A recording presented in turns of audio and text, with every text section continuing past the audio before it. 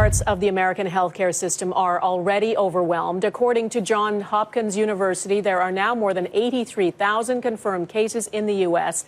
That is the most in the world, and more than 1,200 Americans have now died. The pandemic has shut down large parts of that country's economy. A record 3.3 million Americans filed unemployment claims last week. That's nearly 5 times the previous record.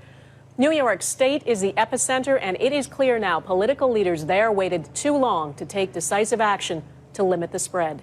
Jackson Prosco reports. New York's hospitals are already past the breaking point. 9/11 was nothing compared to this. They just keep coming. And they're all ages. Don't delude yourself into thinking only the old will die. Doctors and nurses overcome by the sheer number of coronavirus patients as the epidemic ravages America's largest city. Hell, biblical. I kid you not. At Elmhurst Hospital, where 13 patients died in a single day, the line for coronavirus tests stretches around the block. They all have COVID. The New York Times obtained video from inside, where staff are underprotected and overwhelmed. A refrigerated truck has been brought in to store bodies. The frustrating thing about all of this is it really just feels like it's too little too late. Like we knew it was coming. At other hospitals, nurses wear garbage bags as gowns as supplies of protective equipment run low. Tents have been set up to serve as makeshift morgues. Almost any scenario that is realistic will overwhelm the capacity of the current healthcare system. The state's governor continues to plead for more ventilators and supplies from the federal government, but there's stiff competition. The problem isn't just that the cases are growing every day, it is that they're growing rapidly every day. New Orleans could run out of ventilators within a week. Every ICU bed is taken at Atlanta's 4 main hospitals.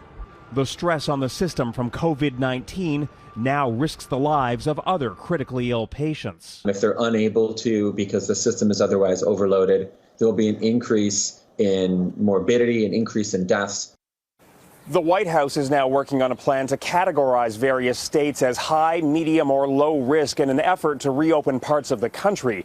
The unintended consequence of that, though, is that one state may now discriminate against residents from another. We're already seeing it happen. Rhode Island says it will pull over New Yorkers, and Texas says it will force people from New York and New Jersey into quarantine. Donna? Jackson Prosco in Washington. Thanks. In this pandemic, Italy still has the highest death toll. More than 8,000 people have died there. Spain is second, more than 4,000 lives lost in that country. About 14% of those infected in those countries are healthcare workers. Doctors and nurses are among the dead. As Crystal Gamansing reports, the scale of all of this is hard to grasp. It is the most grim of deliveries. Truck after truck dropping off bodies at an Olympic-sized ice rink turned morgue. In Spain, more than 4,000 people have died and many more lives are on the line. Spain's King Felipe toured a new military hospital. He hopes it will ease the heroic and intense daily battle being waged by doctors and nurses. A battle shared by those in Italy. Despite the situation in Spain, Italy is still the epicenter of the European outbreak. Infections surged again, and police in Rome ramped up spot checks. Fines for breaking the lockdown went up to 4,000 euros. This virus is very dangerous. If you remember, we have been saying for more than 2 months now, this virus is public enemy number one.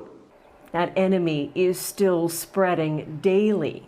We must look out for each other. We must pull each other through this. Because if there's one thing that is more contagious than this virus, it is love and compassion. Compassion also means financial support. 37 billion euro is on the table to help members of the European Union get through this health crisis. Crystal Gamansing, Global News, London. Jeff will continue to consult with experts and try to answer your questions. Send them to yourquestions@globalnews.ca. And on our website, you'll find a special page dedicated entirely to COVID-19. That's at globalnews.ca/coronavirus.